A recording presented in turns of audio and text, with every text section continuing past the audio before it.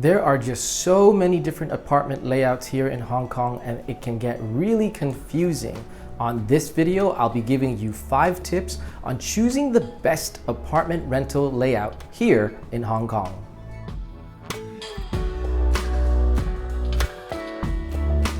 Hi, I'm Wadi from spacedout.com.hk, and my very first tip is to find an apartment layout that fits your needs. So for example, let's say you are sharing the apartment with a roommate. Maybe it's good to find an apartment with larger bedrooms because you need to store more of your personal items as well as to have more privacy, because we are working more and more from home, and you need just that extra bit of privacy to hold those online meetings. Another example is this. Let's say you like the outdoors a lot.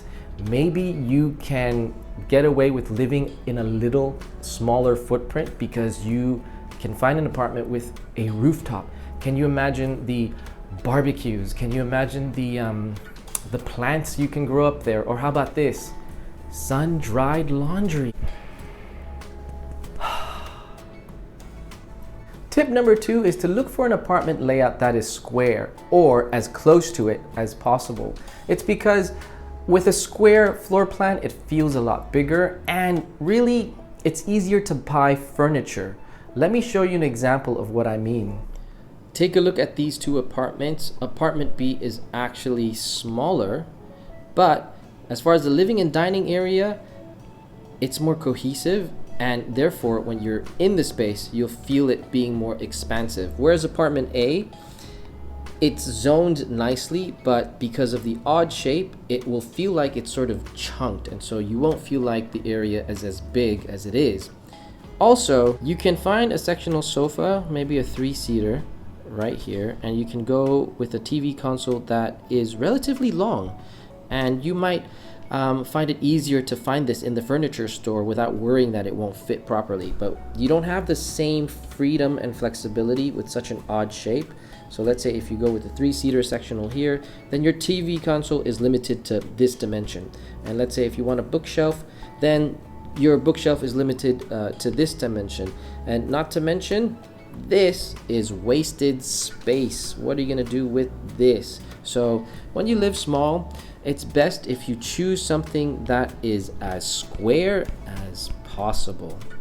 Tip number 3 is to look for an apartment that maximizes wall space. When you have more wall space, the function of your space becomes a lot more user-friendly. And let me show you an example of an apartment that doesn't do this.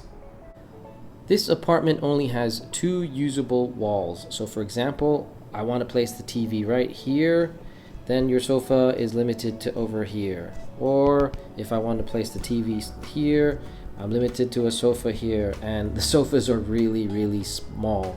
But check this out, guys. Let's say if this apartment, this is the actual wall, and let's say these are the entrances into the bathroom and the kitchen.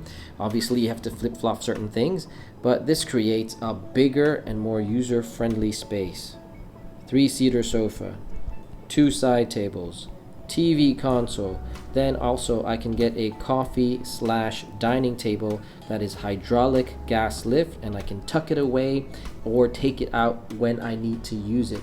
So with just this wall that is maximized, I get a lot more function out of this living dining area. Tip number 4 is to find an apartment that has no bay windows. Bay windows are fine if you have enough space, but in Hong Kong we don't have enough space. It actually eats away at really valuable footprint, and let me show you what I mean.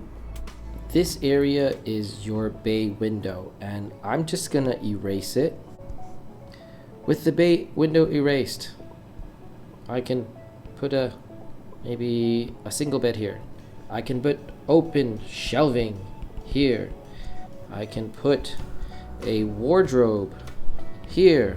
I can even put a chest of drawers here. Bay windows are not your friend when you live small. Tip number 5 is find an apartment with good window placement. When you walk into an apartment and there is a good amount of natural light and there is a view that draws your eye outwards, then you've hit the jackpot, because if the windows are placed nicely, it allows for the small space to feel a lot bigger. So it's best to avoid windows where it looks out into a concrete wall, or avoid having windows that looks right into your neighbor's apartment, because obviously there are privacy concerns when it comes to that. There you go. Those are my 5 tips for choosing the best rental apartment layout. Now, before I leave you, I want to ask you, when you go apartment hunting, what kind of layout are you looking for? Please let me know what you think in the comments section below. And oh yeah, don't forget to smash that like button if you found value with this video, and consider subscribing and hitting that notification bell too. Take care, and remember to live small comfortably.